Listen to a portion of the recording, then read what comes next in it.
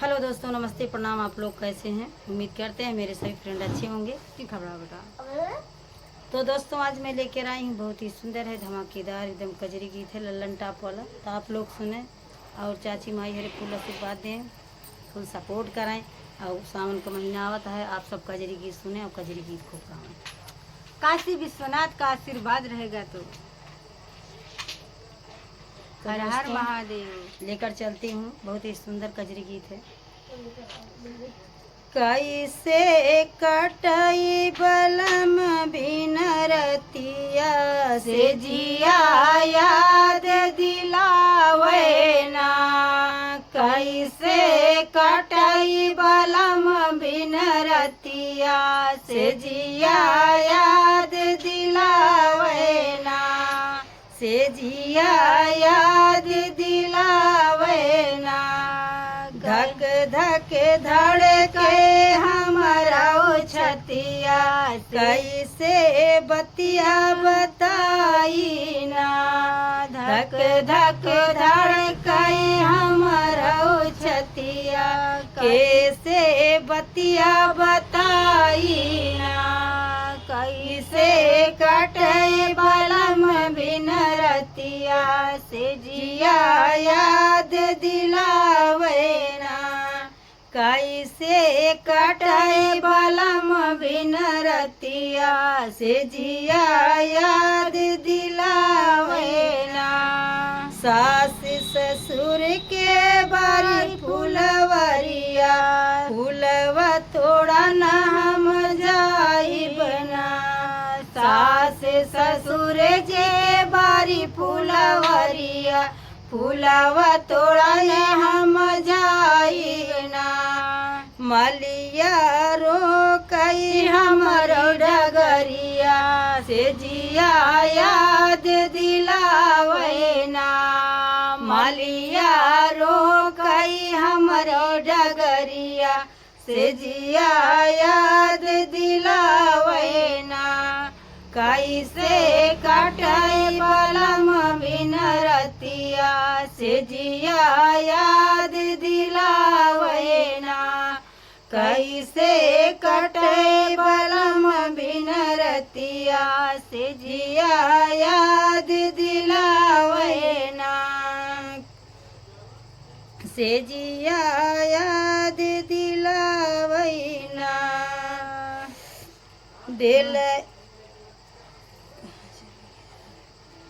डेलरी भरी के तो डेलरी भरी के फूलवा तोड़ी रहिया बैठे निहारीना। डेलरी भरी के फूलवा तोड़ी बैठी रहिया निहारीना।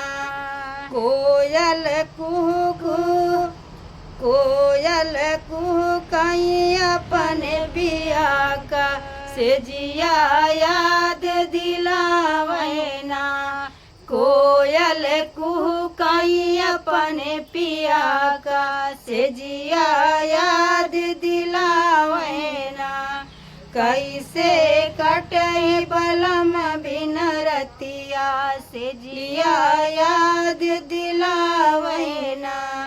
कैसे कटई बलम बिन रतिया से जिया याद दिलावे ना।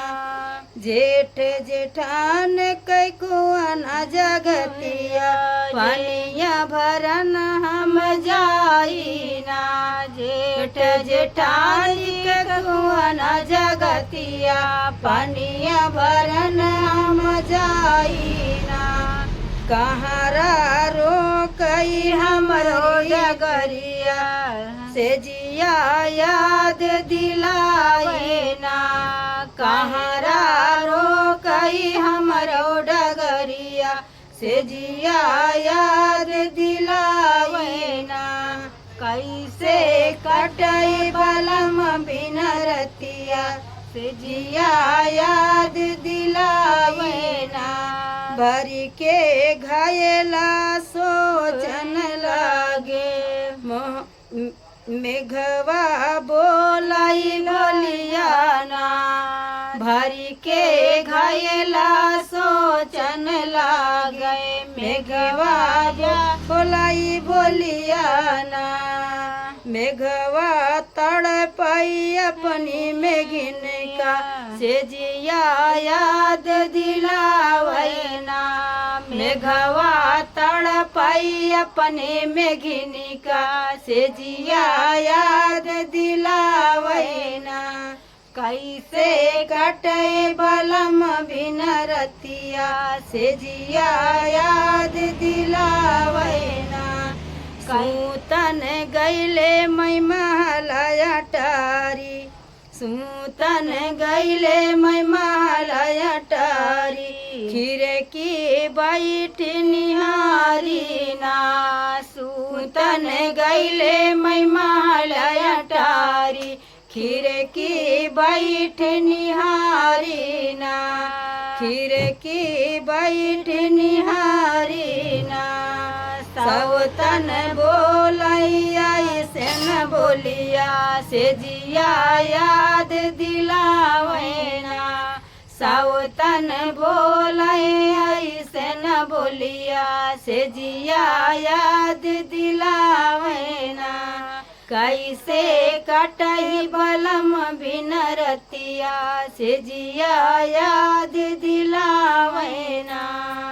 तो दोस्तों ये कजरी गीत कैसा लगा आप लोग कमेंट में जरूर बताइएगा। जरूर बताना, हम लोग कमेंट देखते हैं कि किसने कमेंट किया है। आप लोग का कमेंट बराबर पढ़ती हूँ दोस्तों, तो आप लोग फुल कमेंट करना दोस्तों।